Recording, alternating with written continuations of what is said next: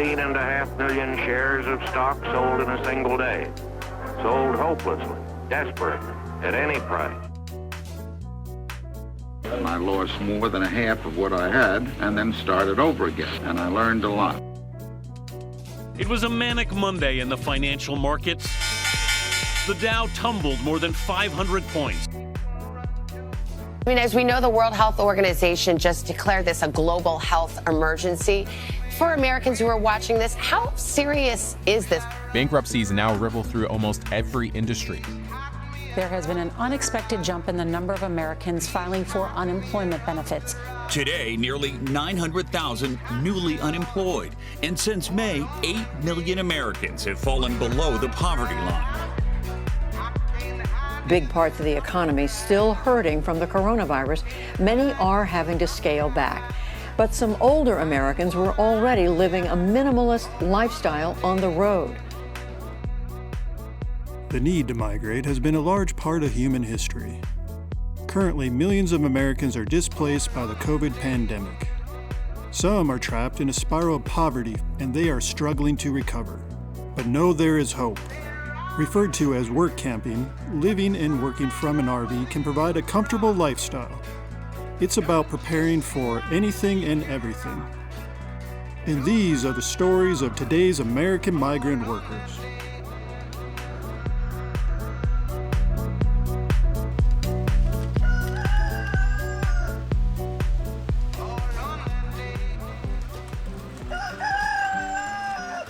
Right now, I'm working in True the Consequences, New Mexico, at a ranch here.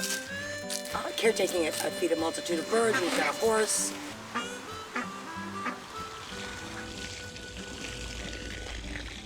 Basically, I watch the place during the week because the owner doesn't come but weekends.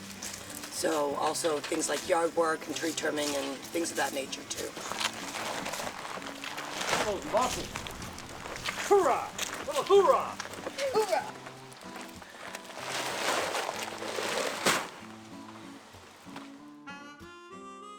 We had talked about doing this lifestyle when we retired. My name's Dave. We're originally from Massachusetts. My wife, Heather. We were just like everybody else. We had a slave to the grind kind of gig. Heather worked in the auto industry and dealerships, and at the time I was working in a plastic company, a mold injection company. I had an upwardly mobile career that was killing me. It was 12-hour days. We were both exhausted.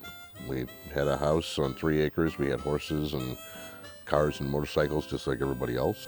You know, between everything that happened with the family and everything like that, and just we're trying to work through it, we needed to make a decision. Not to mention, we never saw each other. Yeah, we never saw each other. If we saw each other one day a week, it was a miracle. Yeah.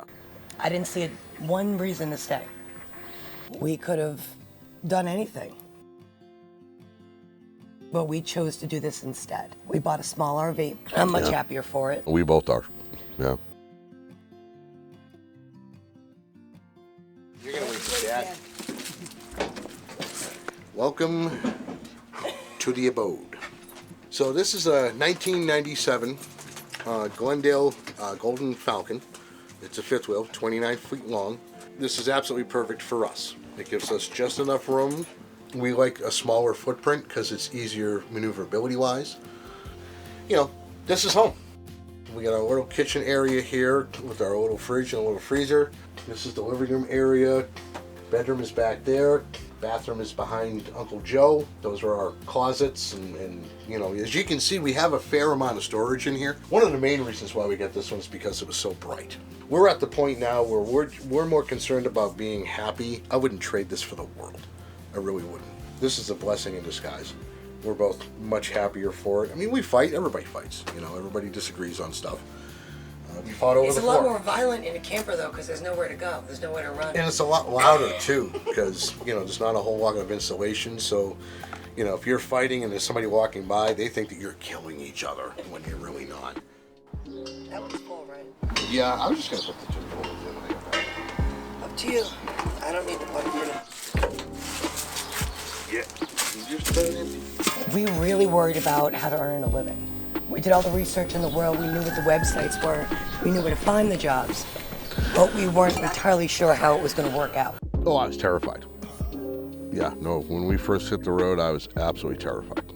When we started this, so many things had gone wrong, but we made it through it, and we're better for it. It's definitely a lot of fun. We're closer than we've ever been. We've been together for, it'll be 13 years.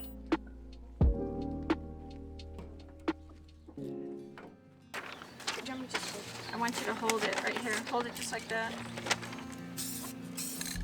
My name is Dawn. I was born in New Jersey. My grandfather introduced me to the horses. What I love to do is live in my RV, travel the area with my horses. That's the difference between regular RVing and my lifestyle with RVing. I travel with horses and dogs. First, let's start with the bedroom. And we call this bedroom 1. We have a sink, and it's actually a copper hand-hammered sink. It's a little high end. Here is the second bedroom. This is for guests. Actually, it's for my granddaughter. So she and I travel. I live in here full time. She comes to visit a couple days a week, and this is where she stays. Then we can go into the bathroom area. We have a stand-up shower. And the difference between an RV and my crib, as we'll call it, is it's a horse trailer. We use this first stall as our kind of catch-all. We keep our laundry back here. This is our vacuum for the horse trailer. It's nice between the RV and the horse trailer is you can come back and check on your animals. This would be your second stall. And if I shut this one, this will be your third stall. This is a smaller version of a horse trailer, but they do make them very, very large. They have slide outs. For me, it's just myself full-time and my granddaughter part-time. Let me take you outside and show you what the outside of the trailer looks like. So here we have, it's a gooseneck hitch. We have propane bottles, just like any other RV. Just what's different with my RV is that I haul horses. One thing that's really cool about my RV is a lot of storage units on regular RVs are underneath. This compartment right here, keep it for all my water. Everything's all carpeted inside, it's insulated. It keeps all your leather nice and warm. This is actually a way to unload your horses in an emergency, but it's also called a stud compartment. Hey everybody, this is my granddaughter Chloe. Hello. She's gonna show you where we keep all our tack. So this is the tack room. This is where we keep our saddles, saddle pads, bridles, grooming supplies, our boots here. And as you can see, we still have one of our saddles in here. Hooks for the bridles. A lot of people RVing have different jobs. They have even corporate jobs. And believe it or not, they live in temporary RV parks, which I live. My horses are warehoused, installed at a different location, very safe. And it allows me to travel around the country, take on different types of jobs. I am not one to settle down for too long, so about every 5 years or something, I kind of pick up and move with my horses. But right now, this point in my life, my 5 years is dedicated to my granddaughter. She starts high school rodeo next year, takes over the horses.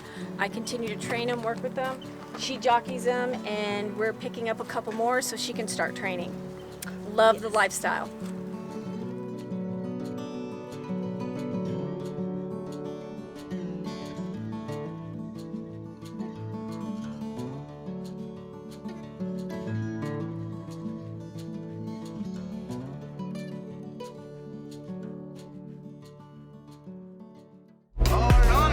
There are roughly 1 million Americans using RVs as their primary residence.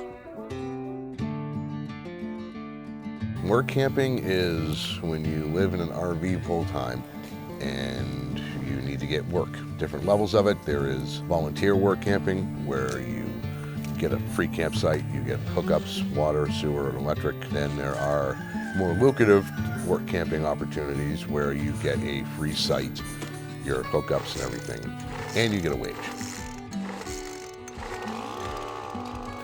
But there are a number of different opportunities. It's very vast. You can do anything from working on a small ranch like we're doing right now, or working in a warehouse, working in a state park or a national park, all kinds of different opportunities. together. Most of the jobs are done together. Yeah. And then we go home together. It's definitely a lot of fun, and we're closer than we've ever been. We've been together for, it'll be 13 years on Halloween.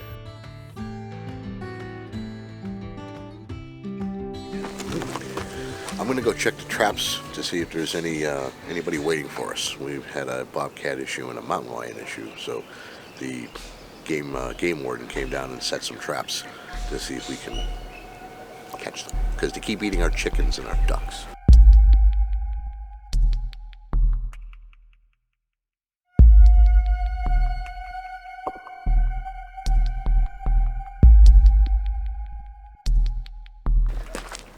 So yeah, they set one up over there, and then they set this one up here. Undisturbed.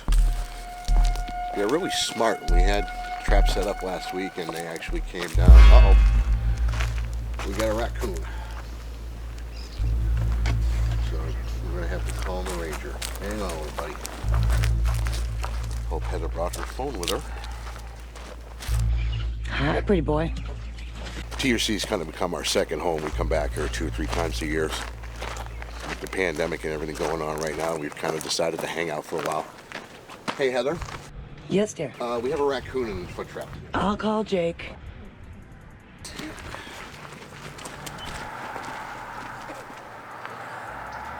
Hang on, little guy. Voicemail. Hey, Jake, it's Heather. I have a raccoon in the foot trap. You're gonna have to come let him go. Give me a call back when you get this, okay? Thanks. All right. Shouldn't take him long. Yeah, Jake's pretty good.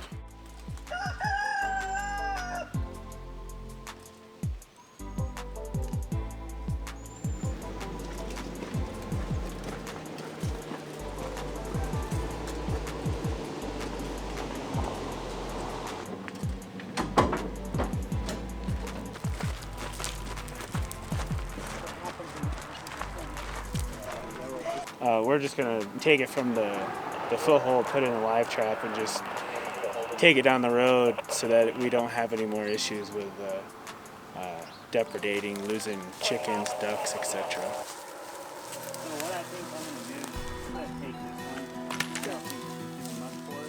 No, not good. Second one.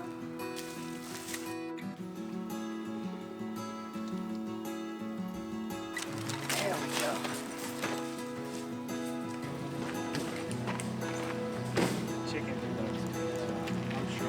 I'll get Jake in my house and have him come back. Tell Jake just whenever he gets a minute. I will. Thank you.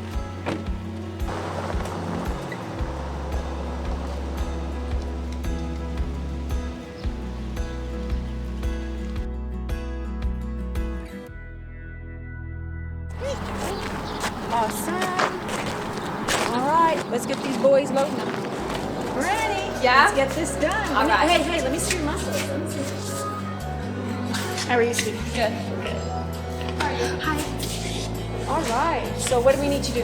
I think we'll have Giacomo. We're putting them on our trailer, yeah? Or No, our I have a trailer. Okay, that's what I got. Giacomo is going to put them on yours, and then he'll help you strap them, and then. Okay. Awesome. So should we meet you outside? Yeah. Sounds like a plan. All right. Thanks, sweetie. Thanks. So we're here to purchase some panels. We have raw property. There's no fence on the property. And what we're doing is we're picking up these panels so the horses will be contained and have a house to live. And let's see if we can get this show on the road.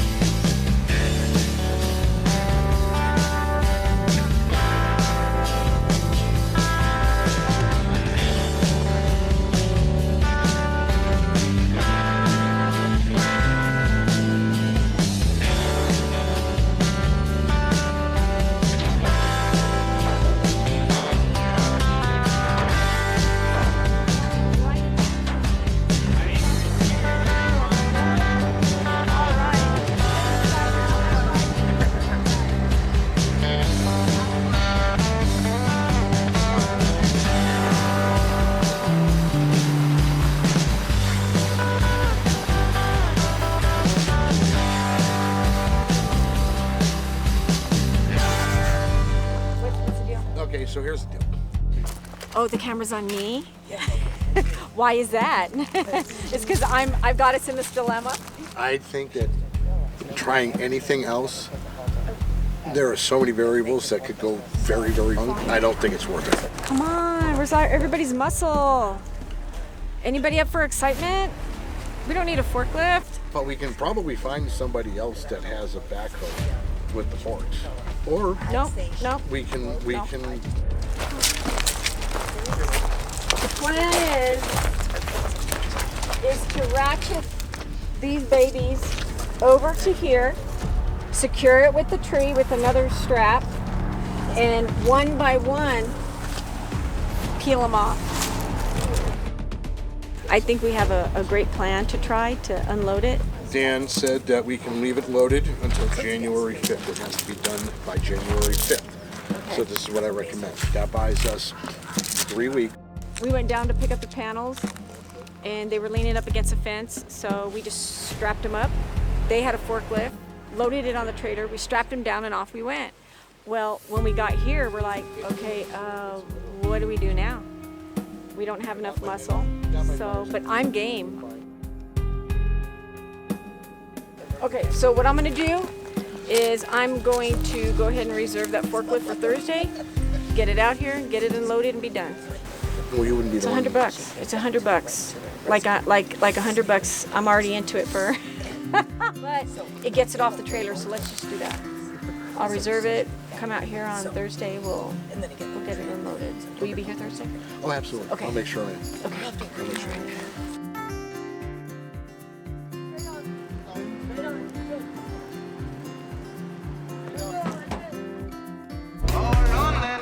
WorkCamper.com and GoneWorkCamping.com are resources for connecting RVers and potential employers. From coast to coast, there are many positions available. Our wheels kind of came off. David's father passed away. We had to take his mother in because she's incapable of living on her own. So one of us had to stop working so we could be with her all the time. That turned our two-family income into a one-family income, which didn't go well. By the end of it, wheels had come off everything, and we had to make choices. Pay the mortgage or heat the house, one or the other. That's when we decided to abandon the house. We could have done anything, but we chose to do this instead.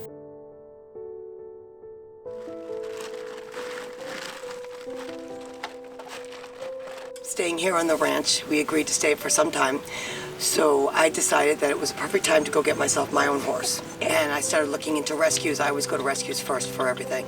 I found a place called Mustang Camp. So I contacted them and they had a few of them and they sent me pictures of one. And I thought that she would work, so we went up there. The ride up together was an ever-loving nightmare.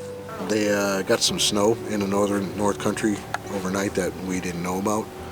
It wasn't much, it was just enough to make all the roads a skating rink. Driving uphill to 7,300 foot elevation on ice with a 10,000-pound horse trailer on the back of your truck, not for the faint of heart. And then when we got there, it was a 21-mile-long snow-covered, ice-covered dirt road that was about as smooth as a parking lot full of speed bumps.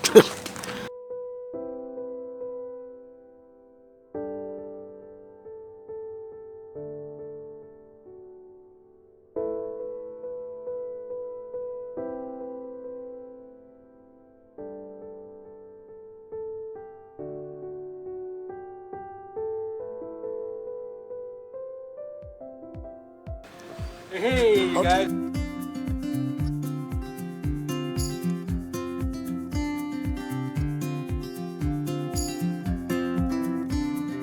My name is John Eyrick, and this is my wife, Patricia Eyrick, or Dr. Patricia Eyrick. I'm Patricia Barlow Eyrick. I'm the executive director of Mustang Camp, which is our nonprofit organization.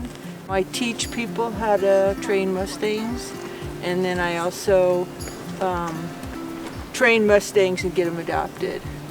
She's going to adopt Eliza.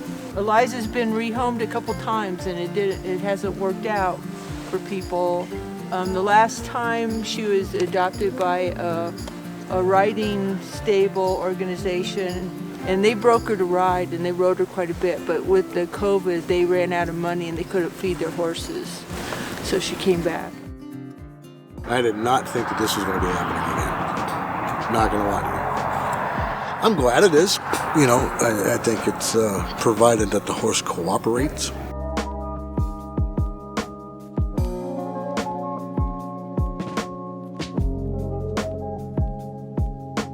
Biggest thing we have is when we take horses and get them from wild to gentle, then we have to get them adopted. So how'd you find this facility? If you go onto the Ranch Board's website, they have rescues listed. And with Mustangs in the area, there's always a Mustang rescue, always.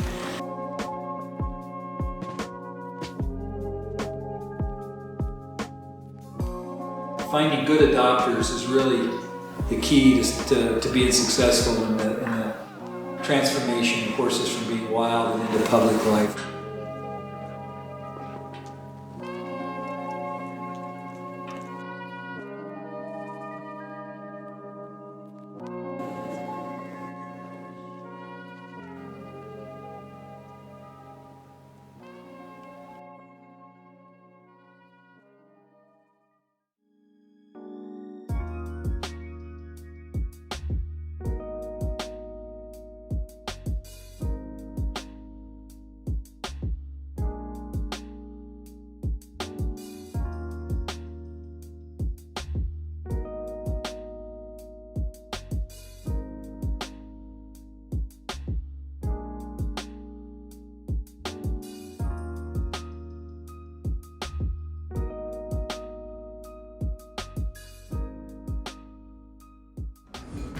The adoption process with loading a horse is probably the hardest part of the job.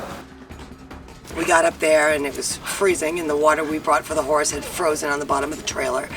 So we had to shovel that out. It was kind of a mess.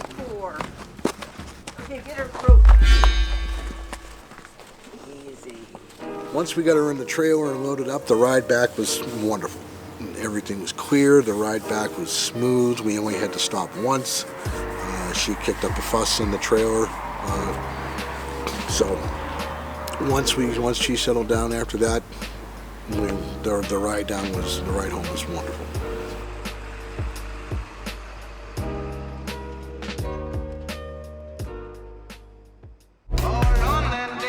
Volunteer.gov locate camp host jobs with National Park Service, U.S. Fish and Wildlife Service, U.S. Forest Service, U.S. Army Corps of Engineers, Bureau of Land Management, and others.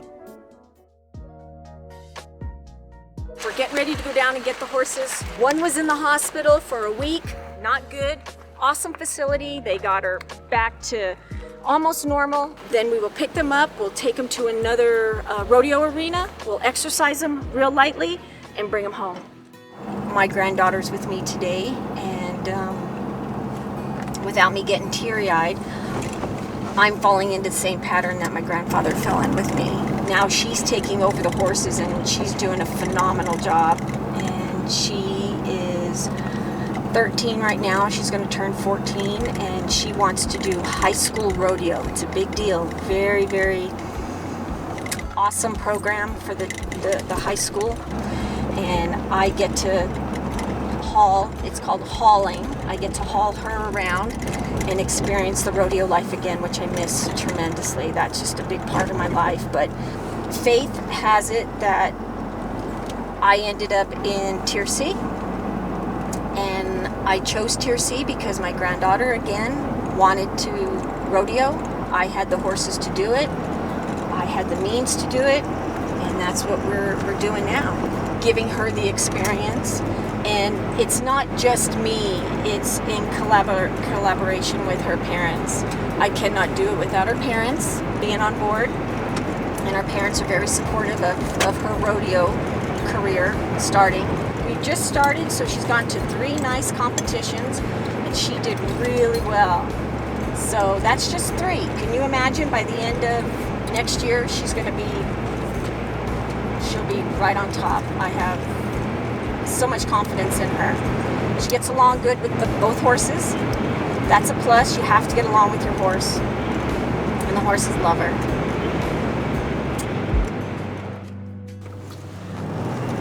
So we're almost there. We're Right, so what's the plan for when we get there? The plan is we're gonna go get their blankets off. We need to let Bella run around for a little while. She needs to be she's been cooped up enough. We'll gather their buckets, get the trailer hooked up.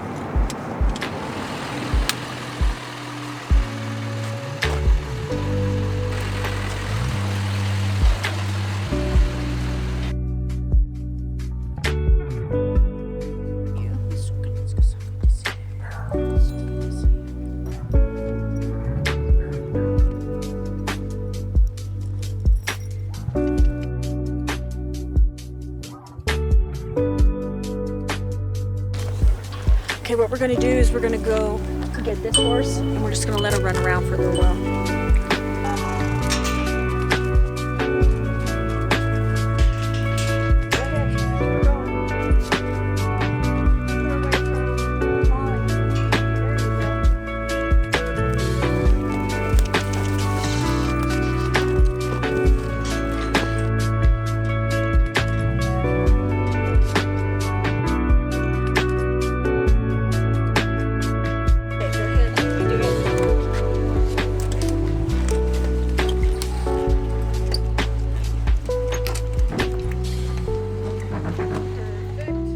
So we're taking the horses from this facility. We're going to go to a rodeo arena, and what we're doing is we're saddling the horses before we get them into the trailer.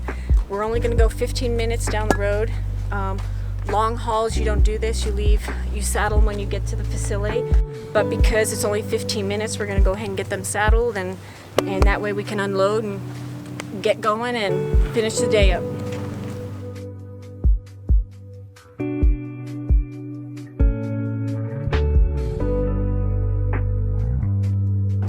My life has led me several different places. I was born in New Jersey. My mom divorced my father. My mom met another man who was actually stationed in El Paso. And we flew down, looked at El Paso, Deming, Las Cruces, and my mom decided that Las Cruces is where we were going to move to from New Jersey. Major transition.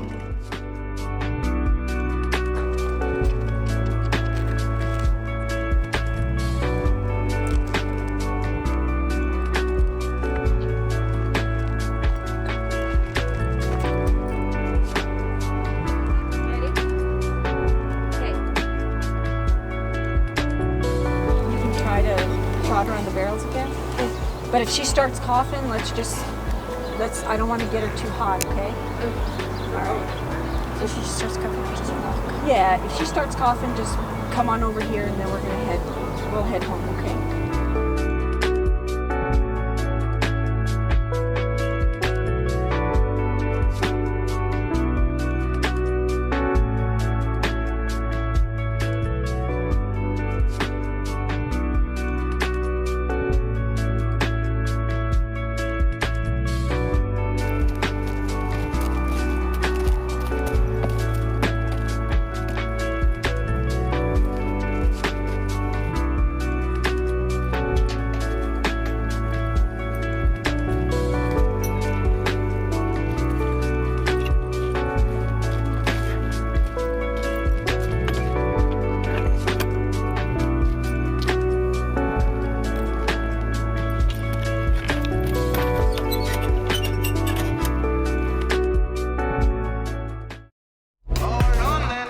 Approximately 9 million RVs are in the United States.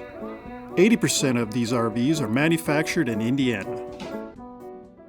We did a 6-month job at Custer State Park. I was a Buffalo Safari Jeep tour driver. Coolest job you're ever gonna have in your life. You take a Jeep that's about 13, 14 feet long and find the herd of buffalo that is within Custer State Park. And my job was basically to get people as close to them as I possibly could. If the winters weren't so harsh in South Dakota, I would have gotten off the road right there. I've done that the rest of my life. Absolutely just amazing. I was just coming out of a very, very, very dark personal period in my life. And that job kind of helped bring me back from the brink, if you will. It became a very spiritual thing for me. I connected with the buffalo on a spiritual level. And to this day, I still have that connection. I've been trying to get back to do that job one more time for the last 2 years. I've worked as a wrangler at a couple of different places, and as a horse wrangler, I do guided horse tours. Things you'd see in state parks or on private ranches, dude ranches. Take the tourists out on horseback rides. Sounds easy, sometimes it's not. You have to get them on the horse, teach them how to steer the horse, and at that point you do your rides, usually an hour long. Once the day's over, you round the horses up, they have to tack them down, you have to feed them, you have to turn them loose, and start again in the morning. There's instructions on how to steer, right, left, and stop generally. There's getting on and off the horse. You always walk in front of a horse, never behind one if you can help it. Sometimes you can't help it. That being the case, put your hand on the horse, talk to it, make sure it knows you're there so it doesn't kick you by accident. You have to make sure their hooves are clean. You have to make sure their shoes are on tight. You have to make sure their toes haven't gotten long and it gets uncomfortable for them to walk. You have to make sure their saddles are on properly so they don't get saddle sores. If they get sores, they're going to get cranky and it's going to be painful for them. A tourist ends up on the ground instead of on the horse, and that's never good. Farrier shows up probably every 6 weeks for most horses. Depending on your application, he could either trim the horses, so you give them a little manicure, so that the hooves are the right shape and the right length. If you're working the horses every day and it's hard ground or rocky terrain, they'll need shoes. The shoes consist of a metal U, and that's what the farrier does. And if the shoe falls off, the horse can't work. In that case, he'll come back, put a new shoe on.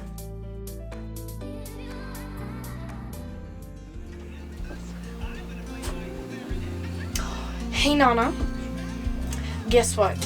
So I just got a notification that they're having a rodeo today in El Paso. Today? Yes.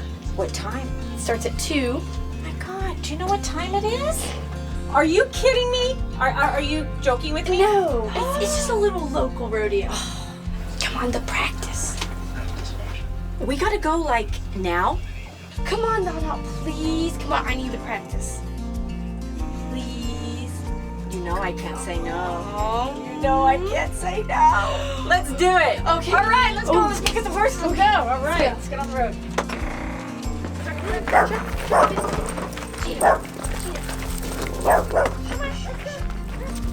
It takes a village to go to rodeo. Yeah, I know. Give me some practice in between the big rodeos. I got it, honey. Just get the doors.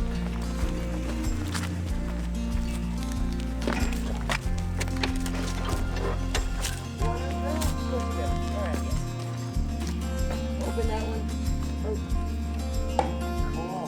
Get the tie up. Yes. Oh, you wrap around. That's what I'm doing. Oh. So we're doing our walk around. So everything looks hooked up here. And the horse is hooked up. Got to double check everything. So head over here. Everything looks good. Wish me luck.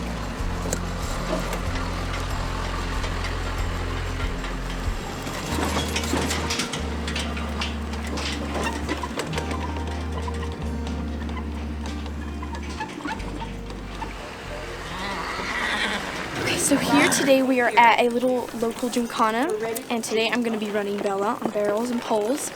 Just doing all the events today, getting ready for some big rodeos. So after school, mostly every day I've been going to where our horses are staying and practicing barrels. So I'm trying to get really good. So I've been practicing every day, a few hours a day. And the plan is I'm trying to qualify for the junior NFR this year. So hopefully today all the work is paid off. And yeah, I'm just going to try to have fun.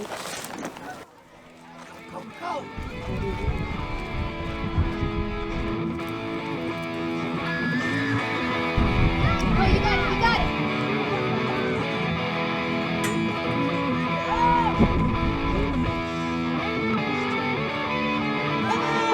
Come on. Woo! You go, Bella.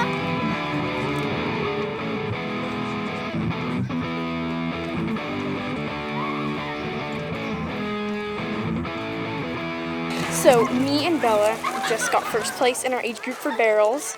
So it went pretty well. I stopped right before the timer, so I could have like maybe like half a second maybe, but I got a 19, everyone else got a 20, so I won.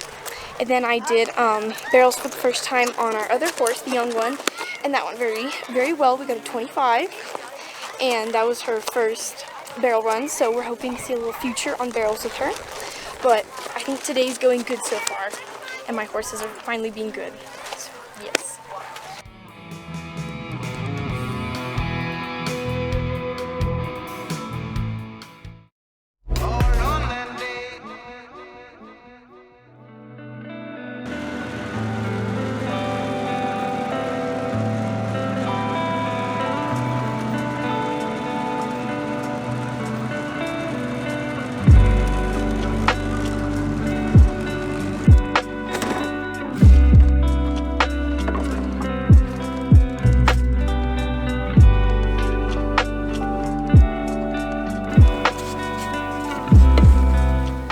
Where do you think your life would be if you were camping? I don't think it would be in a very good place. Okay, so you're painting right now. This is an odd job, if you will. Yeah. Is it a little therapeutic? Actually, yeah, it really is. It is therapeutic. It's nice because in a lot of these different types of situations, a lot of these different jobs, especially with this one in particular, you get to kind of work on your own. It's quiet. There's nobody hounding you. There's nobody, hey, you got to get this done. You got to get this done. You got to get this done. You know, if you find the right situation, it works out really, really well.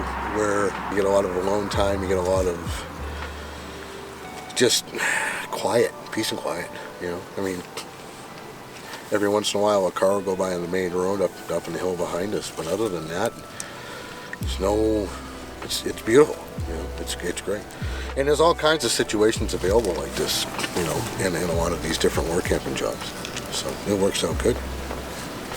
It works out really good. It's a very, very cool gig.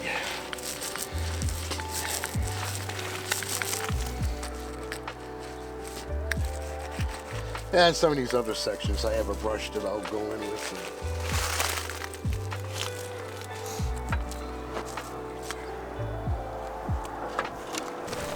Gotta have that stall ready, Dim, and I got a horse coming Tuesday. Well, you know what? If you did more than stood there and looked pretty, maybe. Don't worry, I'll have it done. So, you know, we were talking earlier about not having somebody harping on you and having deadlines. Wipes don't count.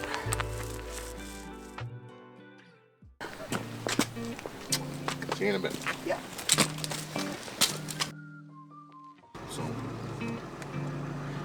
and away we go. What did I think I knew about camping when we started? Yeah. Not a flippin' thing.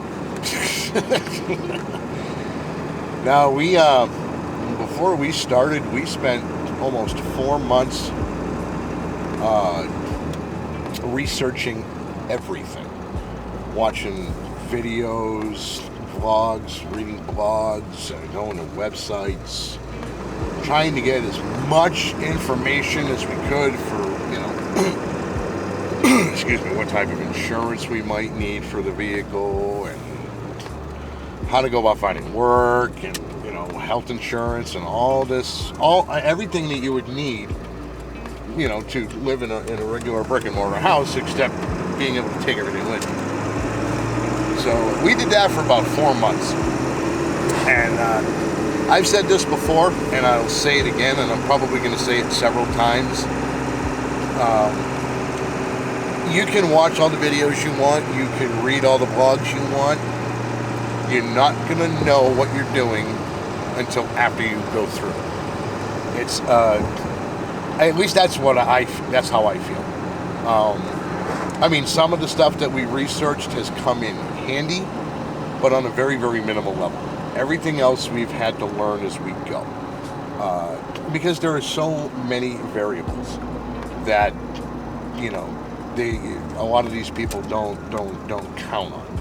You know, and one of the things we didn't think of is let's watch all the videos where all the crap goes wrong so that we know what to do when the crap goes wrong.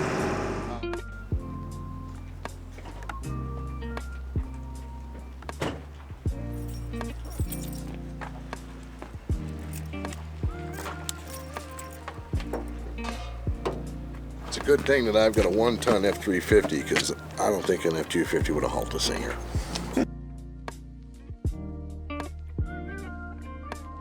It's like that when you're in the store and you're looking for something and you knew what you were looking for, but as soon as you got to near where you wanted to be, it went away and you forgot what you were there for. So there's always a whole list of things in my head that I need, and I can never remember them when the time comes. So that's what happens when you have 4 active brain cells and 2 are constantly arguing, one's missing, and the one is looking for the other 3.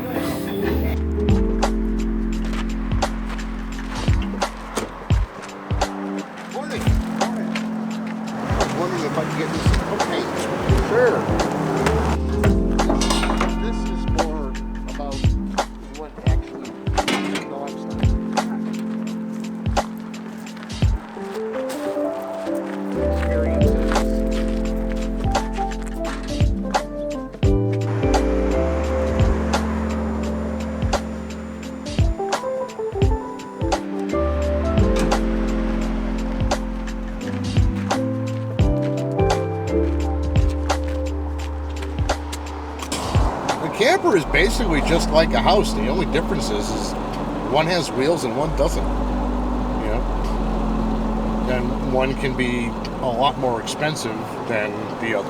You know, I mean, I had a 1,300 square foot house before we hit the road, and I had to have the roof done on it, and you know, it cost me $7,000 to do it.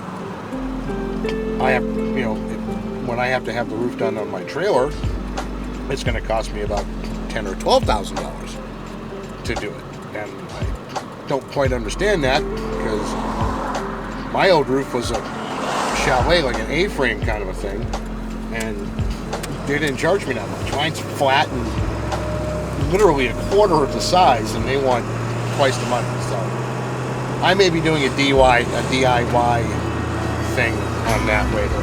So.